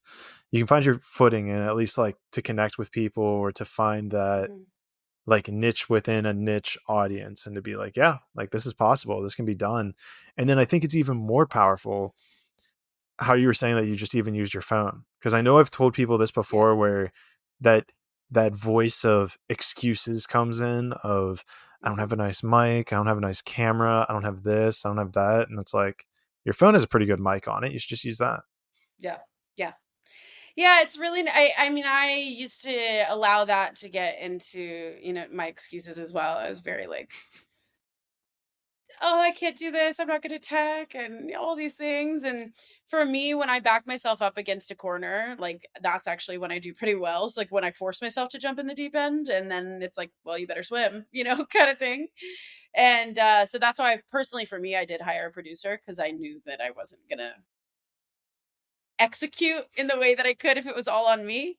Um, and yeah, I mean, just take the messy action. It's the frequency at which you're speaking that people want to listen to. Mm. Obviously, you want to have like decent enough audio that people are not like, this is so annoying, right? Like, otherwise they'll click off. So that is important, but like, you don't need some big fancy setup like what I'm sitting in right now. And I find it interesting too how you were talking about it sounds like you had a business set up and was doing well then before you started your podcast. There was kind of like Mhm. this like lead up. Was that what was that business? Was it spiritually related? No, I had two brick-and-mortar eyelash extension salons. Wait, say that again. That So wasn't that quick. I had two brick and mortar salons. Oh, okay. They were eyelash extension salons. So that's actually how I got my start in entrepreneurship. And so I've been in the self-development world for 5 years. I didn't heavily launch my online coaching business until I launched the podcast, which was a year and a half, almost 2 years ago. But my coaching business took off so much, enough so that I could sell my first two companies. That's awesome. Yeah. That's awesome. Thank And then you. you just reinvest. It's, I mean, the typical reinvest platform. Exactly. That's dope. So what are your thoughts of Austin then? What do you think about it? I love it here. Yeah. Yeah, I love it. Like, I feel that I had a built-in family from the moment I arrived, and my mentor is here, and I'm really close with him and his family, and um just the opportunities. I mean, I that was the other piece, is like I built everything to the point that I did just in Houston. So in Houston, like, I'm out with people and people are like, what do you do? I'm like, oh, I'm a podcaster. And people are look at me like really weird, Whereas here, everyone's like, oh, same, like, kind of thing. And so it's been really nice to have in person people that know and understand this world. Mm, And it's just simply amplified my life. I mean, my life has taken off in a really big way since moving here, and my podcast isn't even relaunched, my program's not even relaunched, and so it's really cool to witness what's happened without even the launching of, like, my income's completely changed, just the connections, and more than anything, my deep trust in myself and my leadership and what I have to offer has completely shifted as a result of me being here, because I finally got into a lot of the rooms of with people that I looked up to for a long time and realized that there was no difference. that's a beautiful spot then. You're like, Yeah, oh, it's great. you're a human too. Yeah, I'm one of yeah, those. I'm exactly. one of those. Yeah, like, oh, I've really gotten to recalibrate the level at which I'm on, and that's yeah, it's beautiful. And when you say recalibrate the level at which you're on, is it like realizing that you're at a higher level, or that levels are smaller than what you perceive them to be? Guess I use levels loosely. It's more that like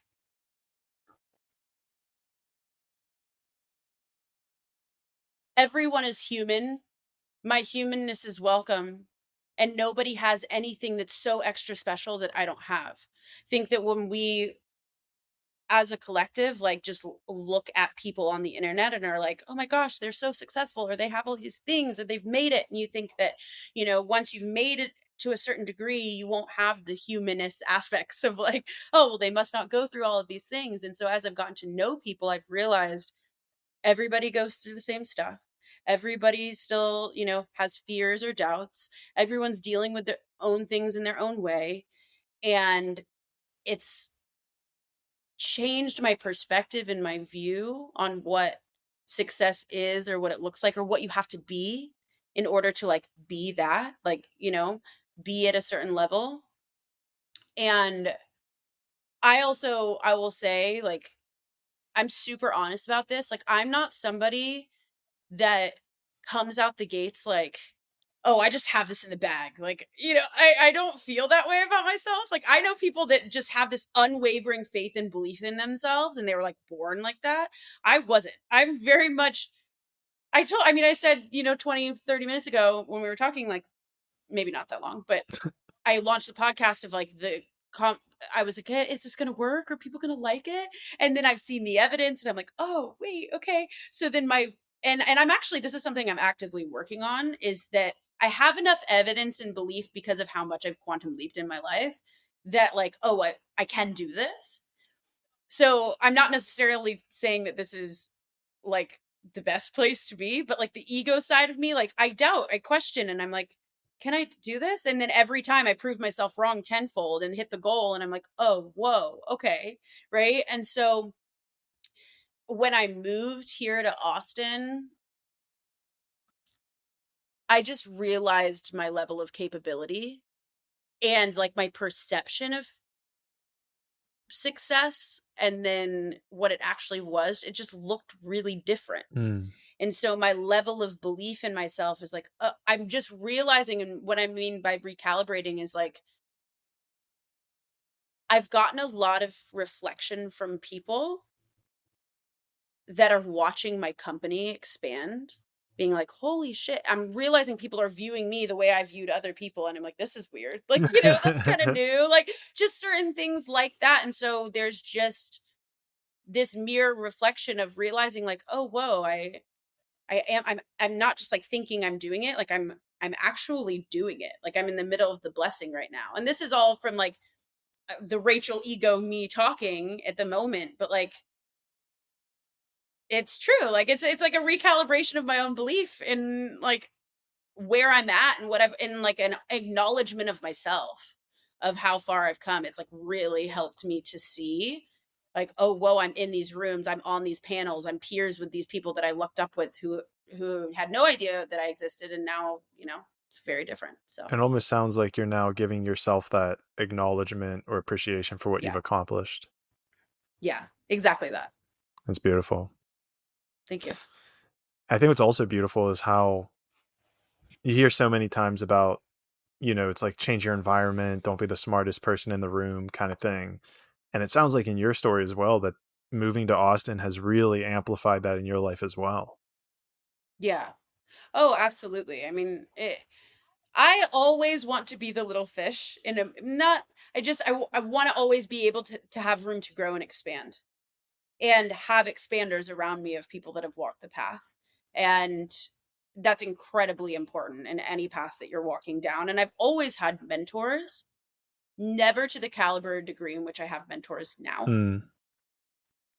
And I have them everywhere. Like it's really beautiful when you're surrounded by people who can hold you in and lift you up and help you expand. And I'm definitely around a lot of people who have created in their lives what I desire to create in mine, and who also live in integrity with the mission, which is really important, because for me, they have to have both. I will never look at just someone of what they've created in their life from like if they don't have integrity. Right. So what do you have, like a mental process or some sort of scope whenever it comes to integrity? Like, for instance, I'm sure you didn't listen to every podcast of mine before thinking to yourself, oh, I'm going to associate with him, right? So is there some sort of process? Is it just an intuitional gut feeling? How do you determine if somebody is... I lost my train of thought. Yeah, it's a feeling. Okay. It's a feeling. For me personally. Integrity. That was the word. That was the word I forgot, was Yeah. integrity. Integrity, I got you, is when what you think, what you say, and how you act are all in alignment. Mm. And so we all have that little gut, spidey sense, intuition within us. Like if you feel that something's off, usually is. Well, you can feel when somebody's words aren't matching how they actually feel, or when somebody's words aren't matching what they're doing and how they're acting in their lives. Like I go off of that more than anything.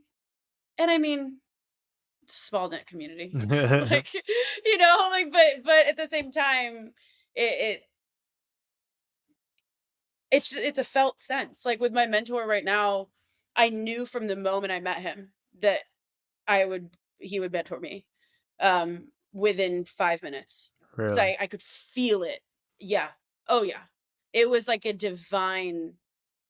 was pure divinity on both sides. And now I'm his very first apprentice, right? So and I created this program with him. I was like, this is what we're going to do. And he's like, yeah, no, I want an apprentice. So we created this program with each other, like together. But yeah, because I could feel his deep level of trust and integrity and safety that he created. And that's, again, something that I don't have perfect language for, but it's a deep feeling. I'll get the AI on it so that they get us better language models. Perfect. Great. Love that. I'll shoot you a text with like what the actual word is. Oh, this is the word you were looking for. Please do. Please do. Please do. I would love it. I think that's a good idea, but maybe we'll have a whole Tower of Babel situation on our hands. So maybe we don't want that. You never know. You got to try it. It's the only way to find out, right? You got to try and fail. Yeah.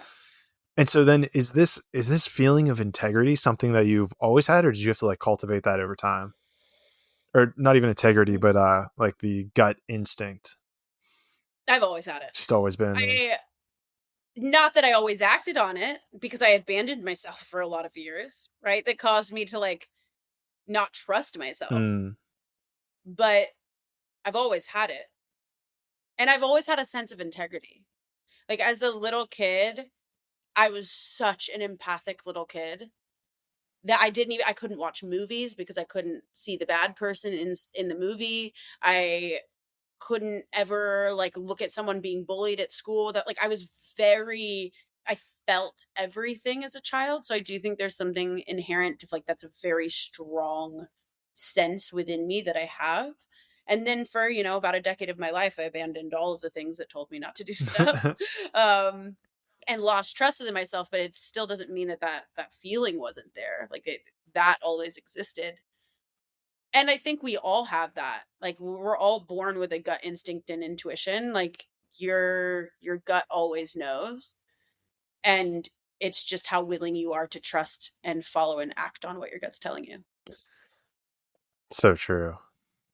And honestly, I usually like taking these podcasts a little longer, but my gut's telling me that this is a good spot to wrap it up. Not sure what's going on in the ether, but I have known and learned, even from this conversation, to follow that feeling.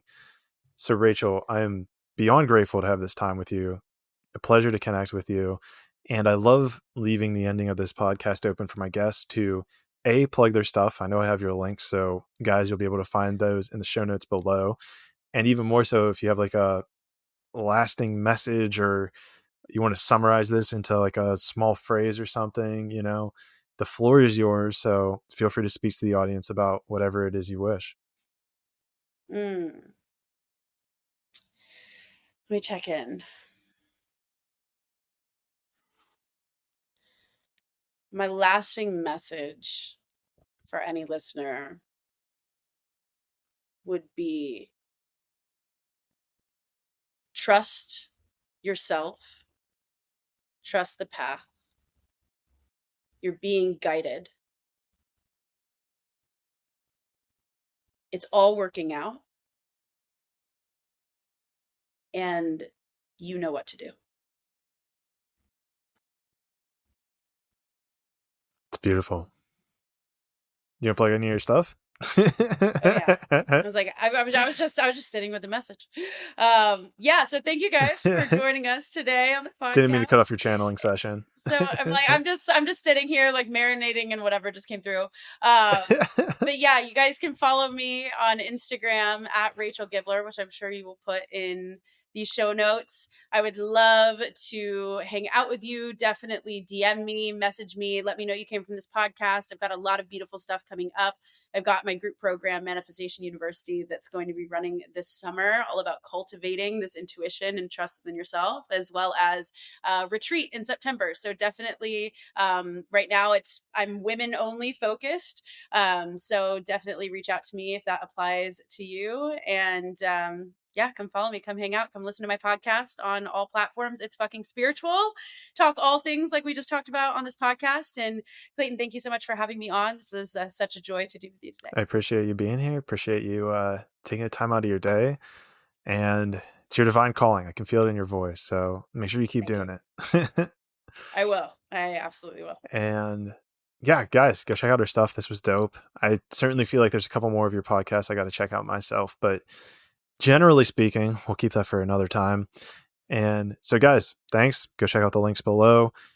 Like, share, favorite, do all the fun stuff. Definitely share. I've noticed that that's like how many is it? A win-win-win-win situation, because I win, Rachel wins, your friend wins, and then you win because your friend knows that you listen to dope podcasts, and it'll probably feed your ego a little bit. So try to do it out of your ego, but spread the love. Yeah, just spread the love. Even if it's not through this podcast, just spread the love however you do it. And the other thing about spreading the love is that we'll talk about that when we run into each other in the 6th dimension.